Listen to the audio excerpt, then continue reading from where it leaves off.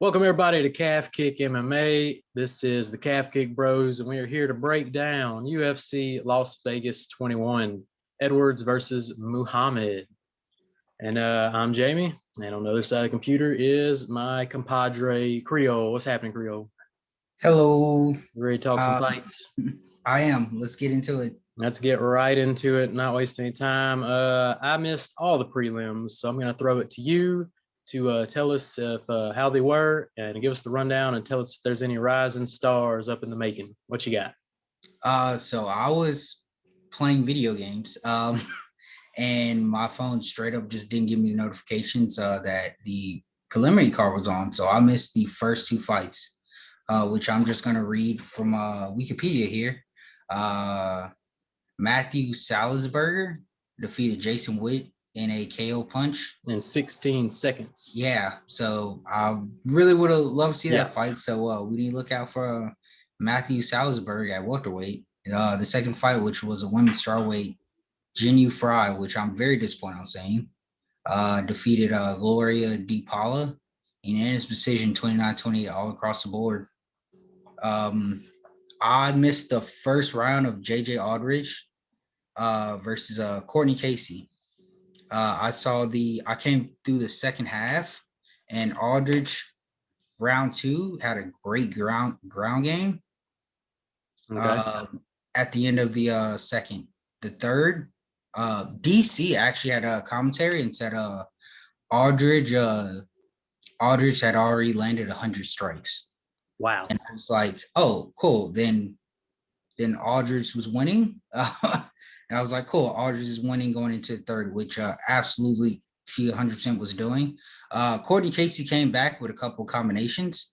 But other than that, like 100 strikes already in the second half of the round, going into the third, like you kind of figured what was already going on.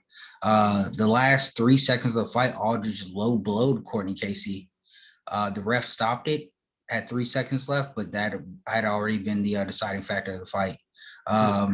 Which won Courtney Casey the decision split. So I guess it was pretty close fight, but I had JJ Aldridge winning. From what I saw, I had JJ Aldridge already winning. Right. Going to the next fight was hard name to pronounce. Nasrat Haqparast. Yeah. Haqparast versus Garcia. Garcia came in fight 12-0 with 12 KOs. Really? Yeah. Wow. It was actually a really good fight, and I'm really surprised that these guys didn't get some type of bonus. It was a really good fight. I'm looking at the bonus awards, and there's no fight of the night. There's 4 performance of the nights with Ryan Spann, Dan Ige, Davey Grant, and the first fighter of the night, Matthew Smellsberger.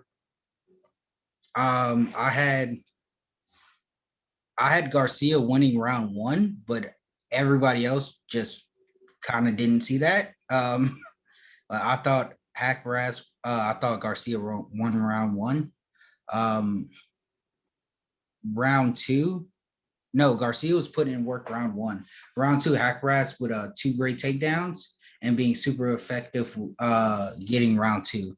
That was one thing I noticed about Haqparast was like he was great throwing combinations, and he had very unorthodox elbow strikes. That's what caught me. That's what definitely caught my attention. Round three, Haqparast uppercut combos. And that's pretty much what got him the unanimous decision. It was just uppercut combos. He had great Haqparast had great blitzes, which was like I said, I gave Garcia round 1, but round 2 and 3 definitely went to Haqparast. Bantamweight bout, which was Yair versus the veteran of the game. He's been around for a while. He's an older bantamweight, definitely a name at bantamweight, and he got a win.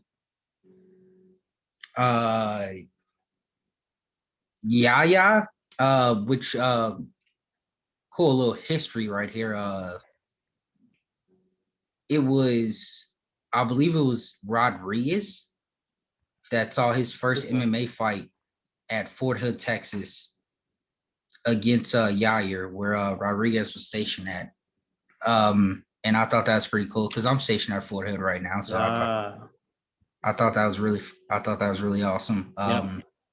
Round one, a great defense by Rod on the arm triangle, but Yair got the round. Pretty much every time Yair got the takedown, Rodriguez just couldn't get up. It was a legit like basic grappler versus striker. Right. Yair with round two really want that arm triangle, and got it around three. Like Yair just kept working for it, and he finally got it. Great sub by Yair. Really look out for him. It was a really good fight. I liked it a lot. Next up is Charles Jourdain versus Marceli Rijo. Yep. This is a fight I definitely saw a lot of highlights from. Charles Jourdain throws some unorthodox, crazy stuff as a la the flying Showtime hammer fist. The first ever off the cage flying ground and pound. I've never seen it in my life. Amazing stuff by Charles Jourdain. What'd you think about the whole fight? That's all I saw was the hammer fist. Round one, great and close fight, but I got Rijo winning. Round two, Rojo. I had Rijo winning round two, and that was just because the body shots. It reminded me of Nick Diaz in Strikeforce. I call it "fuck you" body shots. He was sponsors working the body. Sponsors. Sorry about that, but it was great body shots. I loved it. It was really good. Like with the body shots, love to see it. It also was a really close round, so I got Yair running the second. Third round was where it was getting very interesting. Jourdain ran up the cage. Yep. This isn't pride, but who's gonna stop him? Holy crap, this is war. Jourdain by TKO.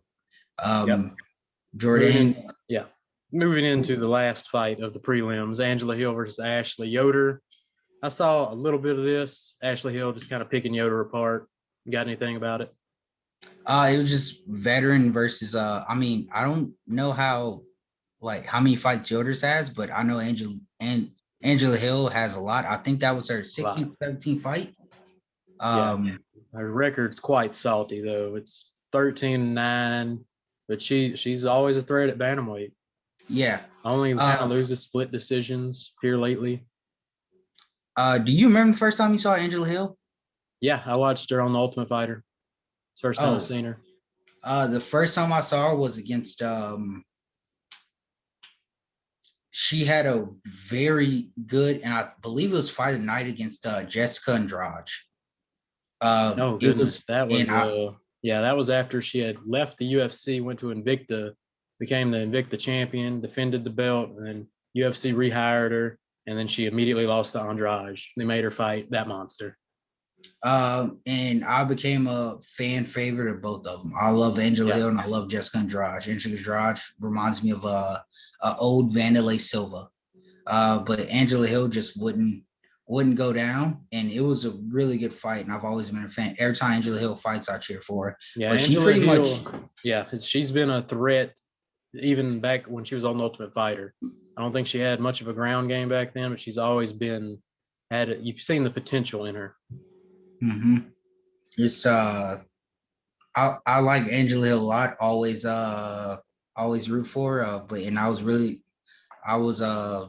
It was just complete domination in this fight. Angela Hill, a black girl magic. Like she won unanimous decision 30-27 all across the board. It was a really good fight. Yep. She should be getting a bigger fight next. Now let's get into the main card on ESPN Plus of Vegas 21. We have Eric Anders and Darren Stewart, which 2 weeks in a row we have a fight end from an illegal knee. Crazy. It was going into the second round at 4 minutes and 37 seconds. Yeah, round was winding down, and boom. I just want to say Anders and Stewart has the worst nicknames in UFC history. That's just terrible. Your boy Eric Anders. What's Darren Stewart's the dentist? Yeah, That's old school nickname, the dentist. Who was the original dentist? Was it Josh Neer? I believe, Josh yeah, it was Josh Neer. Which last time I saw right. Josh Neer was in one of the backyard fighting leagues. Yep. He fought not too long ago in backyard and bare knuckle boxing. Yes. Yeah, Josh the dentist Neer. Which he won and did a really good job. I was like really shocked and surprised. Yep. Newer fans will not know that name probably unless you watch the bare knuckle boxing, but classic right there. But on Twitter, I had Rock'em Sock'em Robots. Yeah. They were throwing hands. It was a great fight that ended tragically with a knee, which got called a no contest, which was also very controversial because the last fight ended with a knee. So, but Herb Dean said it wasn't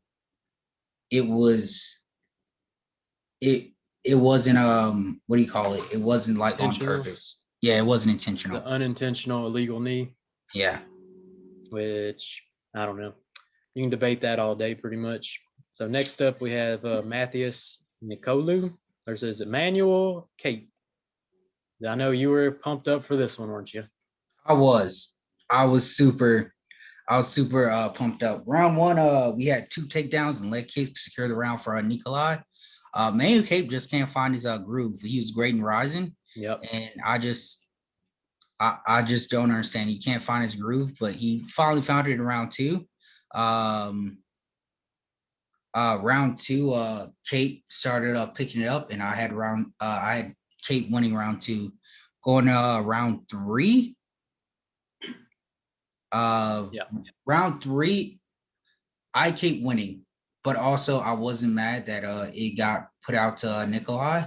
It was a really close fight, just really close. It's Kate's fault for letting it go. He's 0-2 in the UFC right now. And I want to point out in the third round, Kate rocked him with like 45 seconds, maybe a minute left. It was winding down, but he rocked him late in the third, and I was just thinking, get on him, man. You need a win to advance in the flyweight division, but he didn't. He kind of took his foot off the gas, rocked him, and just kind of coasted it out. He thought he had the decision, did not have the decision, but a lot of people thought he did, so maybe that's good for him. But it was super mixed on Twitter. It was one way or another. Kate won, Kate lost. But he's 0-2 in the UFC, which looks really bad. He came to the UFC being bantamweight champion of Rising. So like I love him. I think he's gonna be a great fit in the UFC, but yeah, just he's 0-2. He's got to put the pedal to the metal, man. You're in the UFC now. You can't be coasting over here with these monsters. But let's move into the next fight in the bantamweight division, where Davey Grant, man, versus Jonathan Martinez. I don't think Davey Grant was supposed to win this fight. Jonathan Martinez seemed like they were hyping him up a bunch on commentary, and Davey Grant, round 2 came and he put the pedal to the metal. This is what you want to see in a fighter. Is he lost the first round, right? Yes, he did. Martinez round 1, leg kicks and a leg knockdown to secure the first. And he went back to his corner, and his corner was like, "Hey, you lost that round. You've been here before. Just put it on in the next round." And boy, did your boy Davey Grant do that. And walked away with a big KO. Yeah, very impressive. Going into the next fight, Dan Ige versus Gavin Tucker. What'd you think of that fight? I mean, it's a quick fight, so yeah. Dan Dynamite 50K Ige. Man, what a performance. He really needed this knockout coming off of his they had him and Calvin Cater kind of went to a lackluster kind of decision. It was his first main event, kind of his first. He had fought Edson Barbosa, but I think everybody kind of thought Edson Barbosa won that fight. So then he got the main event spot against Calvin Qatar, had a kind of a lackluster performance. He really needed this exact thing to happen. Boy, did he put it on Gavin Tucker. One punch KO, 50K E-Gay, man. Lives up to the nickname. Pay the man, Dana, pay the man. And he did. He got a performance of the night. So, Yeah. yep. Awesome fight. Next fight was Ryan Spann versus Misha Serkinov. Yeah, I'm a huge fan of Serkinov, except just tonight wasn't his night, like at all. Ryan Spann came in there and did work. Yeah. I said in the preview fight that one of these light heavyweights needs a big performance to further themselves in the division. Ryan Spann has shown some potential. He has to be the biggest light heavyweight. He's 6'5". I don't know how he makes 205. He looks like a mini Francis Ngannou. And this is the performance he needed. He needed to put Misha Serkinov away, and he did it again in fantastic fashion. So 3 KOs in a row on this card. I mean, this card was heating up big time. What do you think?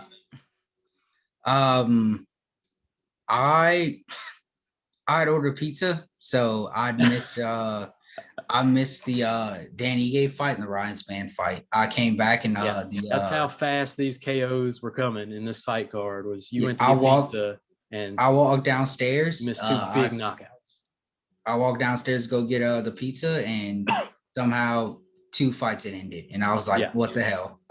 Yeah, missed 2 great performances, but man, Dan Ige, Ryan Spann, Davey Grant really making the most of their time on this card, and I think they're all 3 are gonna get some bigger fights, hopefully some good names and good placements on their next cards. And let's get into the main event. The main event. There's not a lot to talk about and a lot to talk about at the same time, and it's Leon Edwards, Belal Muhammad. What'd you think? The promo video, Belal was talking a lot of trash talk. Yeah. I was rooting for Leon Edwards because, hey, he needs a win. He's number 3 welterweight in the world right now. Yeah. And Leon Edwards has been number 3 in the world without fighting a single time in the last like almost 3 years. And all he needs is to beat anybody. Anybody, and the UFC will give him a title shot. That's all he needs. And it sucks because I'm pretty sure the UFC is not going to give him a title shot from this performance. Leon Edwards was doing good. Round 1, Muhammad got hit with a nice head kick. Nice recovery. He recovered, but Edwards still won round 1. Yeah, for sure. His striking was crisper. He was faster. I don't know if Belal, it was 5 rounds, so Belal may have been biding his time, but to me, he was definitely getting tuned up. I think that was it. Belal was just biding his time, and I'm pretty sure he didn't think Edwards was going to come out so fast. But right. I liked the very first round of Edwards. He did great, and Muhammad with the head kick, which I thought was over. I was like, Edwards run at him, and it should be it. But he recovered very, very nicely. So right. Yeah, then we go into the second, and right off the bail, pretty much. I mean, Leon goes for a jab head kick combo. Was going to throw both at the same time, and instead of Belal trying to avoid backwards, he comes forwards straight into the jab, and Leon had his fingers extended and right in the man's eyeball, and the fight is stopped. Which Leon Edwards protested immediately because he didn't think he had poked him in the eye. Right. He thought he threw a punch. So yeah. He couldn't quite get his fingers curled in time, and poked the man right in the eyeball. I mean, worst eye poke in quite a while. His eye really since the Stipe DC fight. I mean, DC, it looked like DC's eye was gone, but probably the worst eye poke since then. Muhammad's eye swelled up immediately. Doctor glanced at it and was like, yeah, it's over. So no contest, accidental eye poke. There's too much not to say about eye poke, but we can say what's next for these guys. So rematch, what you think? So the press conference, Leon Edwards thinks he should be fighting for a title. Which I mean, who blames him? He's number 3 in the world. Everybody else has been beat. Yep. But Edwards wants a title shot. Muhammad wants the rematch.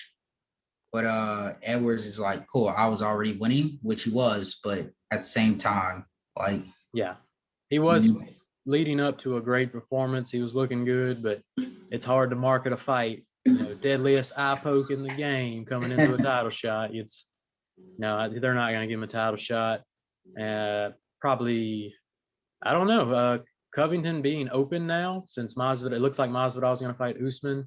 yeah. So they might slide Edwards in with Covington through the summer, and Muhammad's just out of luck. Which I'm pretty interested in seeing that fight against Edwards, but like you said, I think it's just bad luck for Muhammad unless they rematch the fight, which I don't know what's going on, but UFC hasn't really been big on rematches. No, they hate rematches, it seems. This isn't 2011, 2012. Yeah. So, and if they you're haven't not, been. Conor McGregor saying, I want a rematch, and, you have to have the ability to sell that mass amount of pay-per-views to kind of call your shots. Mm-hmm. I don't think we see a rematch. Yeah, me neither. But yeah. But yeah, hopefully Leon Edwards gets something, and Muhammad, at least if he doesn't get the rematch, at least gets another good fight. Yeah, I think Edwards will get Covington probably around the big July 4th card. I think that's going to be a big. They might co-main event it, put it as the co-main event to the Masvidal Usman fight. Two big welterweight fights, one night. Good marketing there. Then you'll immediately have the contender lined up right after. And Muhammad, I don't know who he could fight. A bunch of welterweights, man. He could fight any of them. Welterweight division stacked, but also it comes to where it feels like the top, like besides Covington, everybody's fought each other. Like that's the only bad thing about what's going on. Everybody's fought each other. I think Gilbert Burns is still probably has a 6-month suspension.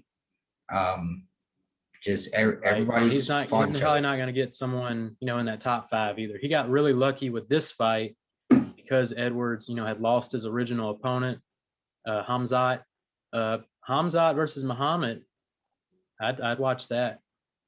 Do you not know what's going on with Hamzat? Yeah, he retired, and then Dana White called him and talked him out of retirement, and he's pretty. The COVID messed him up pretty bad, so we're still probably 6 months away from seeing him return, but maybe faster, who knows? But he seems like he's in rough shape. But I think Muhammad and Hamzat be a good fight. And that's if they're not in the same training camp, which I don't know if they are or not. They might know each other. They might be like one Khabib's like brothers. So no, Muhammad fights out of Chicago. Oh, all right. But yeah, altogether it was a great card. I really liked it a lot, and a lot of people said it was way better than the pay-per-view UFC 259, which turned out to be a really great card with another illegal knee and an unfortunate main event. But the rest of the card was pretty good. 3 big KOs, pretty good. I remember back in the day when like preliminary cards weren't the greatest, and these last couple events, like the preliminary cards, have been showing up. People want those bonuses now, right? Especially we talked about it. UFC 259 was probably the greatest preliminary card of all time. The early and the regular prelims were both good, and this was good too. Like everybody showed up, and that's what needs to start happening. Dana White definitely needs to start giving out a lot more bonuses for people who show up and are ready to fight. Yeah. I mean, he gave out 4 for this one. That's I think it's usually 3. He gave out 4, $200,000. He threw around there, so pretty good. So I think we're done with this card. What you think? You got any final thoughts? Fight of the night definitely should have went Hopkins versus Garcia, or Charles Jourdain versus Rijo, or at least Angela Hill, and for dominating. I think one of those 3 fights probably should have got fight of the night. I don't know why he just doesn't sit down and just think about it, but he didn't get anybody fight tonight, so that's weird. But it's Dana. He's willing to bet $1 million on Ben Askren, so and not pay his fighters. And So he loves a KO. So you get a KO, he's making it rain on you at the end of the night at the post-fight press conference. But yep, that's a wrap for this card. And coming into next week's card, we have Brunson Holland. But next Saturday's episode, we will be breaking down the following Saturday's main event, which will be the big heavyweight fight. So stay tuned for our breakdown for that. We already broke down Brunson Holland and gave our predictions on the previous episode, so go check that out. Have you got any? Has your opinions changed overnight against for Brunson Holland? Are you still good with your predictions on the previous show? Not overnight. Yeah, I still got Holland defeating Brunson, but we'll see how things change later on. Yep, we still got the fight week go down. Everybody's got to make weight. Exciting times. That'll be a good card, a good main event next week. I don't know about the card. It looks okay, but the next pay-per-view is going to be wild. 260. It's going to be awesome. I'm ready to break that down next Saturday. Both of us are highly looking forward to this. I'm pretty excited. I'm just ecstatic for March. No, it's like April. No, March 27th is going to be super awesome. Nothing like a big time heavyweight fight, and we're breaking it down next Saturday. But for all the in between time and meantime and whatever time, you can listen to us on Spotify. When we get enough episodes, we'll pop up on Apple Podcasts. Subscribe to our YouTube channel. All that stuff. Got any plugs, Creole? No plugs. Yeah, just hey, if you like what you hear or see, subscribe to us. This is our third. It's our third, right? Episode number 3. Yeah. We're gonna try to at least give our reactions on Sundays. Yep, the preview show Saturdays, reaction show Sundays. And we're gonna try to get it out, but me and Jamie are both busy, so yeah. We try.